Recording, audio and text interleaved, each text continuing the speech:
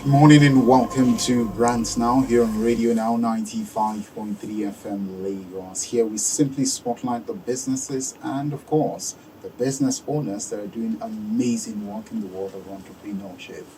My name is George Onwara, and it's a pleasure to have you join us today on the program. And, of course, talking about our guest for today, he is Olawale Adegoke. He's the CEO of Nimbus Media Limited. Good morning and pleasure to have you join us. And thank you for having me. Awesome. So let's get into the conversation already. I'm curious. Nimbus Media Limited. What do you do? Yeah, thank you for this opportunity to talk about our brand. So we are into out-of-home advertising. It's a niche space, but it's actually a space that is evident all around us. It's called outdoor advertising to the uninitiated, but out-of-home advertising is the professional term that is used by marketing professionals, media professionals to refer to advertising in the real world built environment. This includes shopping malls, airports, roadside billboards, posters, banners, gantries, and a whole lot of other kind of execution, both above the line and below the line. I know it's a bit technical. Oh, yeah. Yes, but it's basically about visibility and getting the messages of our clients in the faces of the public. It's interesting that you'll actually say that because I'm curious. Out of home advertising, now these days we live in an age of digital and whatnot. People are mostly online. What makes you think that a lot of people still look out for such kinds of things? Is it still relevant in the current day? Oh, it's very relevant. So, of course, we cannot shy away from the fact that the world is evolving, and it has evolved quite rapidly, especially after the pandemic COVID-19, where digital transformation, digital working, remote working really took center stage, and in fact most organizations had to just adapt, including governments. But human beings are creatures of community. We are social animals, so we need to contact each other. So there's no way we're going to stop going out. So when you hear out of home, any media you consume outside your home, on your way to work, on your way to the airport, on your way to the hospital, on your way to school, these are all out of home, outdoor. Unless we want to go into the matrix where we are all plugged in and then we never go out, it's always going to be relevant. And so what you're saying essentially is with billboards, maybe you should give us some more examples. Oh, there are so many. So it's down to just your typical poster frame, right? From the banner that is behind you. Oh. From the signage that you see on the shop window, displays, down to digital screens, different sizes, different formats, and with evolution of technology, it's becoming more and more immersive and included into buildings as buildings are being constructed. So we are seeing that it's melding into the digital. The digital space is melding into the, physical space to a point where you are now seeing on the road you are going, and then you are seeing a billboard, a gantry above the road, giving information that is going to take you maybe 30 minutes to get from here to Uroshoki, here to airport, and that's data, that's information coming from the digital, and then you are experiencing it through out-of-home platforms. Interesting. I really never thought about it like that, really, because, I didn't really see it as advertising, though. But now that you talk about it. So, advertising is one thing, but communication is quite another thing. Even though advertising is a subset of communication, communication is all encompassing. So the digital communication that we use outdoor platforms, out-of-home platforms to make are not strictly advertising. Advertising is a subset of the communication. So the example I used is a form of communication, a functional communication, not necessarily advertising, but then supported by advertising. Mm. Very interesting. Now, talk to us about your own footprints. Where and where do you cover? You just cover the entirety of Lagos, or are there particular places where your services actually that is limited to? Okay, so we are mostly a destination out of home advertising company. So we have most of our assets at destinations. So when you talk about media is divided into different, there's television, we are on radio right now, so we are out of home media owners, and we have our platforms at destinations like Ikeja City Mall, the Palms, Novari Lekki Mall, Jabi Lake Mall Abuja, from Port Harcourt, Abia, Ibadan, so many, Kano. Different parts of the country. Yes, different parts of the country. And as out of home advertising professionals and advertising practitioners, we also offer advisory services to clients as well, so that they can also use this intelligence to leverage other platforms apart from our own owned platforms, which are owned by Nimbus Media. So we leverage partnerships with multiple different media owners and advertising agencies also. So it's an ecosystem thing. Interesting. You talk about, it's interesting that you actually talk about an ecosystem thing here, because I see that you also run the Nimbus Aid Foundation. Yes. Pretty much helping SMEs to access advertising platforms they normally couldn't afford. Why is the social impact angle really important to you? Well, there has to be something beyond just making money. It's not, yes, we can make money, but then it's not, we can't actually eat money. People make things that we can eat, then we use money to buy those things. So if we make everything about making money, really doesn't really make much sense. And for me, being somebody from a background where I saw my parents giving back, and also understanding, because I talk to clients, right? When they taught me about business, the first thing they taught me was you have to talk to your customers. So when I talk to my customers, I find out that a lot of the customers we talk to, they can't afford this platform or that platform. And then we find out we are working with mostly the big dogs. I don't want to mention their names, but these corporate companies with high level of resources at their disposal. Yes, but then Nigeria is a country of SMEs. More than 60% of the people working are working for an SME.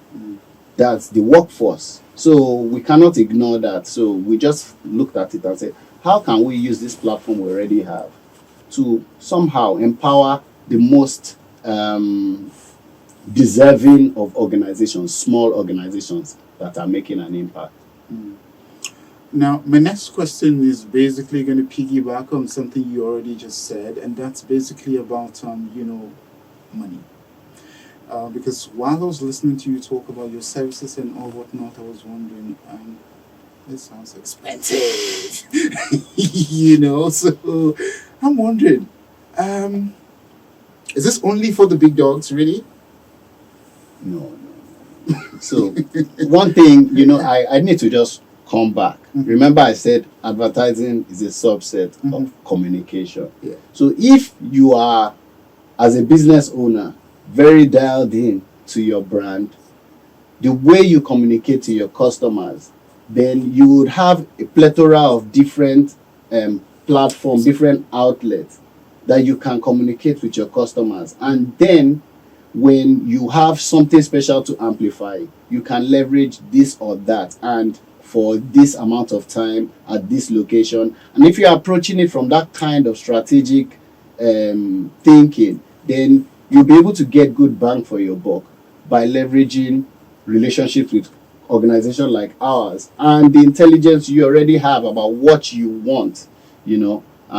Sometimes people think something is expensive because they're seeing it from the outside, but when they get to the inside, with the insight, you find out that it's really not that expensive, and in fact, you could even get some things for free. So we've essentially talked about the what, right? I'm curious as to the why. Why did you get into this? Is it just to make money, or was there something that drove you into it? No, no. For me, it's never only about money. Money is important, but for me, money is a derivative.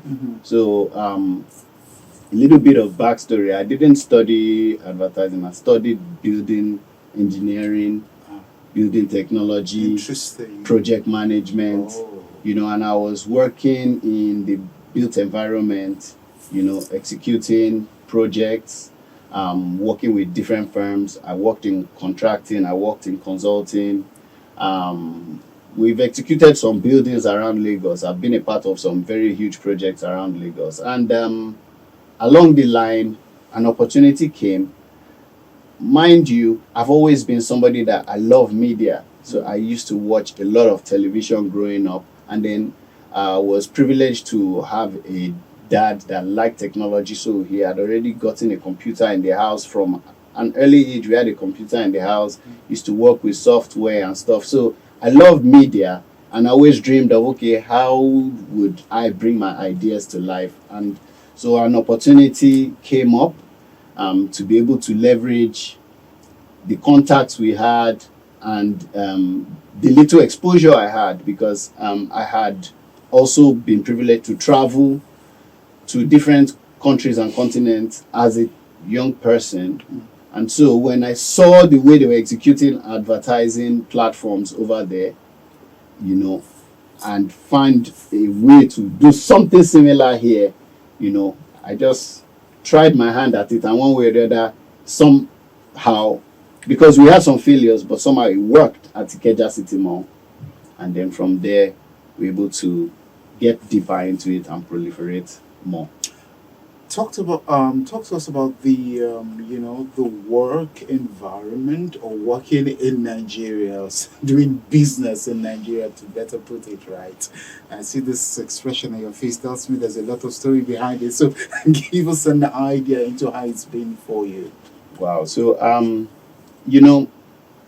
I know that every environment has its challenges. I'm a Nigerian. I was born in Nigeria. I was born in Lagos. In fact, I was born very close to this place we are in now. Oh.